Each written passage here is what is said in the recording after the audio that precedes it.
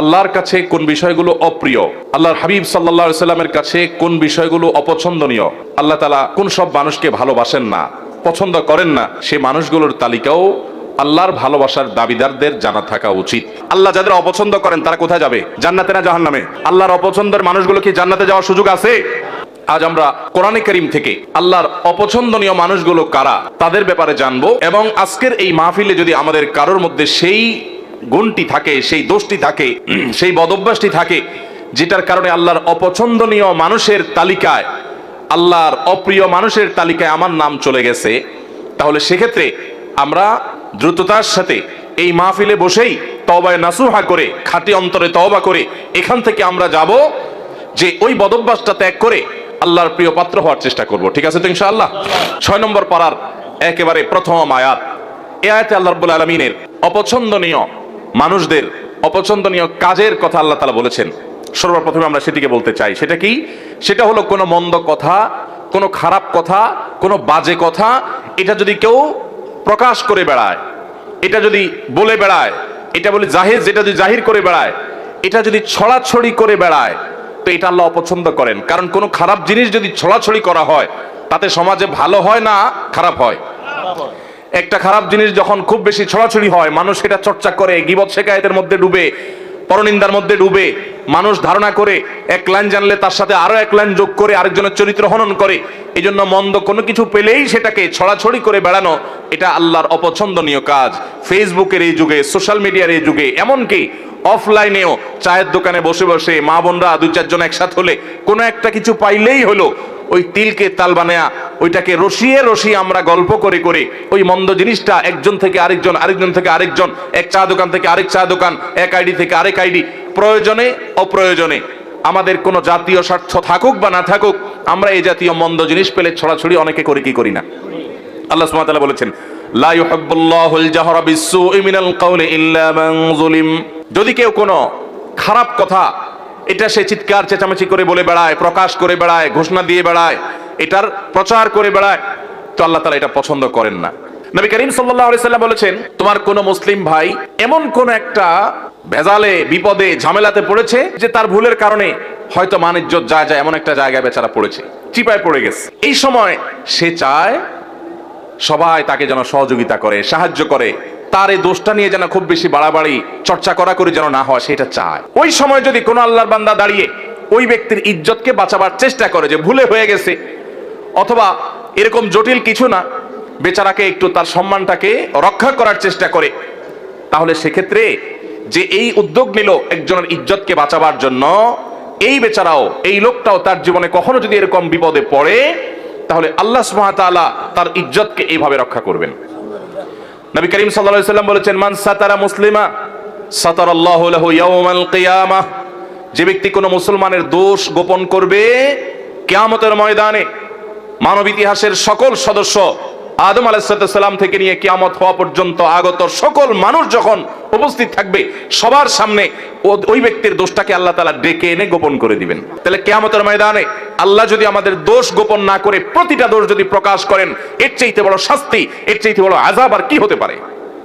সে আযাব থেকে বাঁচার জন্য অন্যতম উপায় এবং মাধ্যম হলো দুনিয়াতে মানুষের দোষ ত্রুটি পেলেই সেটা বলে বেড়ানোর এই মানসিকতা পরিহার করতে হবে। হ্যাঁ, কিছু দোষের প্রচার প্রয়োজন আছে মানুষকে সাবধান করার জন্য, সতর্ক করার জন্য, সেটাও যতটুকু না করলে নয় ততটুকু। নাম্বার 2, সীমা লঙ্ঘনকারীকে আল্লাহ তাআলা পছন্দ করেন না। আল্লাহ বলেছেন, ইন্নাল্লাহা লা ইউহিব্বুল মুতাদিন। আল্লাহ তাআলা সীমা লঙ্ঘনকারীকে পছন্দ করেন না। ভাইরা আমার, সীমা লঙ্ঘনকারী কারা? সীমা লঙ্ঘনকারী হলো ওই ব্যক্তিরা যাদের জন্য আল্লাহ তাআলা সীমানা ঠিক করে দিয়েছেন, সে সীমানা ক্রস করে চলে যায়। আপনি দেখা দিতে পারবেন অমুক অমুক অমুক অমুক নারীর সাথে, যাদের সাথে আপনার রক্তের সম্পর্ক আছে, নিজের স্ত্রী ছাড়া তাদের সাথে আপনি দেখা দিতে পারবেন। এছাড়া আপনার যাদের সাথে দেখা দেওয়া জায়েজ, মাহরাম, তাদের সাথে আপনি দেখা দিতে পারবেন। এটা আল্লাহর সীমানা। এর বাইরে বাকিদের সাথে দেখা দেওয়া যাবে না। এটা হলো আল্লাহর সীমানা। এখন যদি সেই সীমানা ক্রস করে আপনি যেই কোনো নারীর ছবি পেলেন, ভিডিও পেলেন, ফুটেজ পেলেন, ফেসবুকে পেলেন, পেপারে পেলেন, ম্যাগাজিনে পেলেন, যেখানে পেলেন, রাস্তাঘাটে পেলেন, আপনি চান্সে তাকে দেখে নিলেন, মনে মনে হারাম স্বাদ আস্বাদন করলেন, জল্পনা কল্পনা করলেন, তাহলে আল্লাহ যে সীমানা দিয়েছেন সেই সীমানাটা আমরা ক্রস করলাম কি করলাম না? আল্লাহ যাদের সম্পর্কে যাদের সাথে দেখা দেওয়াকে জায়েজ করেছেন তাদের গণ্ডি ওভারটেক করে যাদের সাথে দেখা দেওয়ার অনুমতি আল্লাহ দেন নাই আপনি সেখানেও গিয়ে দেখেছেন, তাহলে সীমানা ক্রস করছেন কি করেন নাই? এটা হলো সীমা লঙ্ঘন। সীমা লঙ্ঘনের আরো বহু দিক আছে। তাহলে আল্লাহ যেগুলোকে হারাম করেছেন সেগুলোতে লিপ্ত হলে সেটা হলো সীমা লঙ্ঘন। নাম্বার 3, যারা খেয়ানত করে, আমানত দিলে আমানত রক্ষা করে না, আমানত নষ্ট করে, পাপিষ্ঠ খারাপ মানুষ, গুনাহ করে বেড়ায়, নাজায়েজ কাজ করে বেড়ায়, কোনো ভয় নাই তার অন্তরে, এই মানুষগুলোকেও আল্লাহ তাআলা পছন্দ করেন না। কোরআনে কারীমে আল্লাহ রাব্বুল আলামিন তাদের সম্পর্কে বলেছেন, ইয়ামহাকুল্লাহুর রিবা ওয়া ইউরবিস সাদাকাত। আল্লাহ তাআলা রিবা এটাকে ধ্বংস করবেন, সুদকে ধ্বংস করেন, আর সাদাকাতকে আল্লাহ রাব্বুল আলামিন বাড়িয়ে দেন। ওয়াল্লাহু লা ইউহিব্বু কুল্লা কাফফারিন আযীম। আর সকল আল্লাহ তাআলা অবিশ্বাসীকে, কাফিরকে, বেঈমানকে, আল্লাহর প্রতি যাদের ঈমান নাই তাদেরকে, এবং পাপিষ্ঠ খারাপ মানুষকে আল্লাহ তাআলা অপছন্দ করেন, তাদেরকে আল্লাহ তাআলা পছন্দ করেন না। আল্লাহ তাআলা আরো বলেছেন, ইন্নাল্লাহা লা ইউহিব্বু মান কানা খাওয়ানান আযীমা। যারা খেয়ানতকারী, কথায় কথায় খেয়ানত করে মানুষের সাথে, এবং পাপিষ্ঠ অপরাধ করে, কথায় কথায় নাজায়েজ কাজ করে, আল্লাহর ভয় নেই, তার দিল কাঁপে না, এই মানুষগুলোকে আল্লাহ তাআলা অপছন্দ করেন। 4 নম্বর, জালিম, অত্যাচারী, অবিচারী। আল্লাহ তাআলা তাদের সম্পর্কে বলেছেন, ইন্নাহু লা ইউহিব্বুজ জালিমিন। নিশ্চয় আল্লাহ রাব্বুল আলামিন জালিমদেরকে কখনো পছন্দ করেন না। অনেক লোক আছে দেখবেন, নামাজ পড়ে, রোজা রাখে, হজ করে, দান সাদাকা করে, ওয়াজ নসিহত করে, ওয়াজ নসিহত শুনে, কোরআন তেলাওয়াত করে, তাসবিহ তাহলিল করে। অনেক মহিলারা, মা বোনরা আছেন, তারা পর্দা পুশিদাও করে, কিন্তু আবার অন্যের প্রতি জুলুমও করে। আছে না নাই? ভাইরা আমার, অনেক ভাইরা আছি আমরা, দুর্বল পেলে, গরিব মানুষ পেলে তাদের উপরে চড়াও হই, তাদের উপর অত্যাচার করি, তাদের হক নষ্ট করি, তাদের উপরে জুলুম করি। মনে রাখবেন, জুলুম এত ভয়াবহ অপরাধ, এত ভয়াবহ অপরাধ, কিয়ামতের ময়দানে কোন চতুষ্পদ জন্তু, তারা কি আমাদের মতো তাদের আমলের কোনো হিসাব নিকাশ হবে? গরু, ছাগল, হাঁস, মুরগি, যত রকমের আল্লাহর সৃষ্টি আছে, মানুষ ছাড়া, জিন ছাড়া, তাদের কোনো হিসাব নিকাশ হবে? আল্লাহ তাআলা হাঁস মুরগিকে বলবেন যে কি পরিমাণ খাইছো, হালাল খাইছো না হারাম খাইছো, হিসাব দিয়ে যাও। এরকম কোন কথা আছে কোরআন হাদিসে?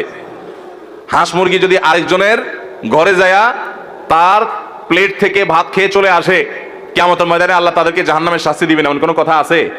কারণ তাদের এইসব হিসাব নিকাশ নাই, এগুলো হবে মানুষের।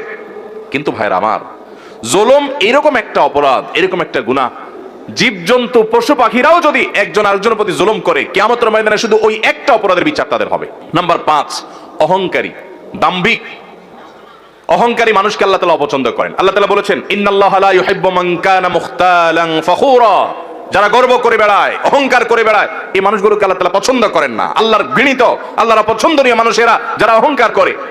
আমাদের সমাজে এরকম অহংকারের রোগ আমাদের অনেকের মধ্যে আছে, সেটাকে আমরা রোগ মনে করি না, ওইটাকে আমরা আত্মসম্মান মনে করি। আত্মসম্মান না, অহংকার এক জিনিস আর আত্মসম্মান আরেক জিনিস। আপনি নিজেকে বড় করলেন, বড় মনে করলেন, ভাবসাব নিয়ে রাস্তাঘাটে গেলেন, একটু বড় লোকের ছেলে, ক্ষমতাবান মানুষের ছেলে, আপনার চলাফেরার ভিতরে একটা ভাবসাব আসলো, বাকিদেরকে মানুষ মনে করলেন না, এটা হলো অহংকার। এই অহংকারটা আমাদের মধ্যে আছে না নাই? কারোর কাছে জ্ঞানের অহংকার আছে, কারোর কাছে পয়সার অহংকার আছে, কারোর ক্ষমতার অহংকার আছে, কারোর নাম যশ খ্যাতির অহংকার আছে। ও মালিক, আপনি আমাদের অন্তরকে অহংকার থেকে ধুয়ে মুছে পরিষ্কার করে দিন। যার অন্তরে বিন্দু পরিমাণ, জাররা পরিমাণ অহংকার থাকবে, সরিষার দানা পরিমাণ অহংকার থাকবে, ওই ব্যক্তিকে আল্লাহ রাব্বুল আলামিন জান্নাতে প্রবেশ করা হারাম করে দিয়েছেন। নো এন্ট্রি, তার জান্নাতে প্রবেশের কোনো সুযোগ নেই। ভাইরা আমার, আল্লাহর হাবিব সাল্লাল্লাহু আলাইহি সাল্লাম আল্লাহর কাছে বিনয়ী হওয়ার জন্য দোয়া করেছেন। আমাদেরকে বিনয়ী হওয়ার চেষ্টা করতে হবে। আমাদের নবীজি সাল্লাল্লাহু আলাইহি সাল্লাম বিনয়ী ছিলেন। বিনয়ী মানুষকে আল্লাহও ভালোবাসেন, বান্দারাও ভালোবাসেন, মানুষও পছন্দ করে। নরম মানুষ, ভদ্র মানুষ, বিনয়ী মানুষ। অহংকারী, দাম্ভিক এবং খুব বেশি গর্ব করে বেড়ায়, দাপট দেখায় বেড়ায়, এই মানুষগুলোকে মানুষও পছন্দ করেন না, আল্লাহও পছন্দ। অতএব মাটির মানুষ হব, চলাফেরায়, আচার আচরণে, কথায় যেন কোনো অবস্থাতে অহংকার প্রকাশ না হয়। 6 নম্বর হলো, যারা সমাজে ফাসাদ সৃষ্টি করে, ফাসাদ সৃষ্টি করে। ফাসাদের মধ্যে সবচেয়ে বড় ফাসাদ অনেক মুফাসসিরদের মতে কাবিরা গুনাহ যারা লিপ্ত হয়, শিরকে যারা লিপ্ত হয়, শিরক করে, এটা বড় ফাসাদ। ঠিক একইভাবে দুনিয়াতে শান্তি নষ্ট করে যারা, দেখবেন অনেক লোক আছে দাঙ্গা হাঙ্গামা, গন্ডগোল, ফাসাদ, মারামারি, কাটাকাটি, এগুলোই তাদের ভালো লাগে, ফাসাদ করতে ভালো লাগে, শান্তি ভালো লাগে না। আল্লাহ বলেছেন, ইন্নাল্লাহা লা ইউহিব্বুল মুফসিদিন। আল্লাহ তাআলা ফিতনা এবং ফাসাদকারী মানুষকে পছন্দ করেন না। এটা হলো 6 প্রকারের মানুষ, 6 নম্বর প্রকার। 7 নম্বর হলো ওই সমস্ত মানুষগুলো যারা অহমিকা দেখায়, অহংকার করে, আগে যে ফখর করে, গৌরব করে, বড়াই করে বেড়ায়, তাদেরই মতোই, সেটারই আপনার আল্লাহ রাব্বুল আলামিন ভিন্নভাবে প্রকাশ করেছেন, ইন্নাহু লা ইউহিব্বুল মুস্তাকবিরিন। যারা ইস্তেকবার করে, যারা সত্যকে অস্বীকার করে, অহমিকাবশত মানতে চায় না, আল্লাহ তাআলা তাদেরকে পছন্দ করেন না।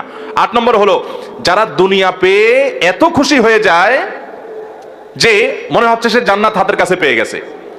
মানে দুনিয়াদার যখন খুব মারাত্মক পর্যায়ের হয় তখন দুনিয়া পেলেই সে শুধু খুশি হয়, বাস, তার কাছে আখিরাতের কোনো দাম নাই। মনে রাখবেন, দুনিয়ার কোনো নেয়ামত পেলে খুশি হওয়াটা দোষের না, কিন্তু আনন্দে আত্মহারা হয়ে গেলেন এটার মানে হলো আপনার অন্তরে দুনিয়া ভরে গেছে। কথা কি বুঝাতে পারছি? অনেক লোক আছে দেখবেন যে দুনিয়ার কোনো অর্জন হলে খুশিতে একদম বাগবা, সে লাফালাফি, মনে হচ্ছে জান্নাত পেয়ে গেছে। আবার দুনিয়ার যদি কোনো ক্ষতি হয়ে যায় সে এমন ভাবে ভেঙে পড়ে মনে হচ্ছে তার সব শেষ হয়ে গেছে। এটা কোনো মুসলমানের চরিত্র না। 9 নম্বর যে মানুষগুলোকে আল্লাহ পছন্দ করেন না তারা হলো অপচয়কারী। আল্লাহ বলেছেন ইন্নাহু লা ইউহিব্বুল মুসরিফিন। অপচয় আমাদের মধ্যে আছে না নাই? অপচয় এখন অনেকেই আমরা করি। আমরা মনে করি যে পয়সা করে কিছু হলেই বোধহয় একটু অপচয় না করলে আমার ধনী এবং বড়লোকগিরি জাহির হয় না।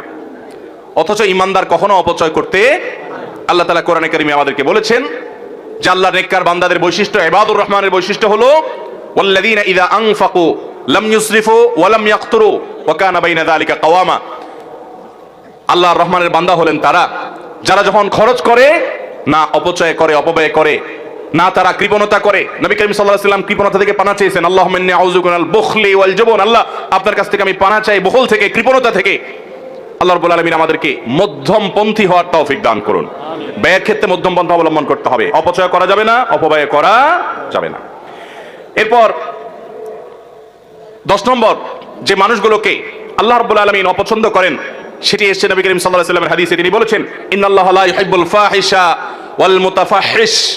যারা অশ্লীল কথা বলে, অশ্লীল কাজ করে, অশ্লীলতা ছড়াছড়ি করে, বেহায়াপনা করে, এই মানুষগুলোকে আল্লাহ তাআলা পছন্দ করেন না। ঠিক একইভাবে মুতাফাহহিশ সম্পর্কে মুহাদ্দিসরা অনেকে বলেছেন এর মানে হলো যারা অশ্লীলতা এটা প্রকাশ্যে করে, সবার সামনে খুল্লম খোলাভাবে অশ্লীলতা করে, কোনো রাগঢাক করা ছাড়া অশ্লীলতা করে, এটাকে পেশা বানিয়ে নিয়েছে, এটাকে নেশা বানিয়ে নিয়েছে, এই মানুষগুলোকে আল্লাহ তাআলা পছন্দ করেন, আল্লাহ তাআলা অপছন্দ করেন। ভাইরা আমার, 12 নম্বর আল্লাহ যাদেরকে অপছন্দ করেন তারা হলেন ওই সমস্ত মানুষেরা যারা ইসবাল করে, যারা টাকনুর নিচে পুরুষ হয়ে লুঙ্গি, জুব্বা, চাদর, প্যান্ট, পাজামা এগুলো পরে এই ইসবালকারীদেরকে আল্লাহ তাআলা পছন্দ করেন না। নবী করিম সাল্লাল্লাহু আলাইহি ওয়াসাল্লাম বলেছেন ইন্নাল্লাহা লা ইউহিব্বুল মুসবিলিন। নিশ্চয়ই ইসবালকারীকে, অর্থাৎ টাকনুর নিচে যে পুরুষরা পোশাক আশাক পরে এদেরকে আল্লাহ তাআলা পছন্দ করেন না। ভাইরা আমার, এভাবে আল্লাহর অপছন্দনীয় মানুষের তালিকা হাদিসের দিকে যখন তাকাই তখন আমরা আরো অনেক পাই যে কথায় কথায় ঝগড়া করে, অনেক বেশি, তাকে আল্লাহ তাআলা পছন্দ করেন না। যে ব্যক্তি বেচা কিনা করতে গিয়ে কথায় কথায় শপথ করে, কসম খায় এবং কাস্টমারকে ঠকাবার জন্য মিথ্যা কসম খায় এবং প্রয়োজনে অপ্রয়োজনে কসম করে, অনেক দোকানদারও আছে এরকম, তাদেরকে আল্লাহ তাআলা অপছন্দ করেন। ঠিক একইভাবে যে ব্যক্তি গরিব হয়ে আবার অহংকার করে আল্লাহ তাআলা তাদেরকে অপছন্দ করেন। যে ব্যক্তি ধনী হয়ে জুলুম করেন তাদেরকে আল্লাহ তাআলা অপছন্দ করেন। যে ব্যক্তি দুনিয়াটা খুব ভালো বোঝে, আখিরাতের কিছুই বোঝে না, এই মার্কালা মানুষ আমাদের সমাজে এখন ভরা। এরা আল্লাহর অপছন্দনীয় মানুষের তালিকায় আছে। আল্লাহর অপছন্দনীয় মানুষের তালিকা এরকম খুঁজলে আমরা আরো অনেক পাবো কোরআন এবং হাদিসের আলোকে। আমরা কোরআন থেকে এবং নবী করিম সাল্লাল্লাহু আলাইহি ওয়াসাল্লামের হাদিস থেকে আল্লাহর অপছন্দনীয়, আল্লাহ যাদেরকে ঘৃণা করেন, অপছন্দ করেন সেই মানুষগুলোর তালিকা জানলাম। আল্লাহ যাদের অপছন্দ করেন তারা কোথায় যাবে? জান্নাতে না জাহান্নামে? আল্লাহর অপছন্দের মানুষগুলো কি জান্নাতে যাওয়ার সুযোগ আছে?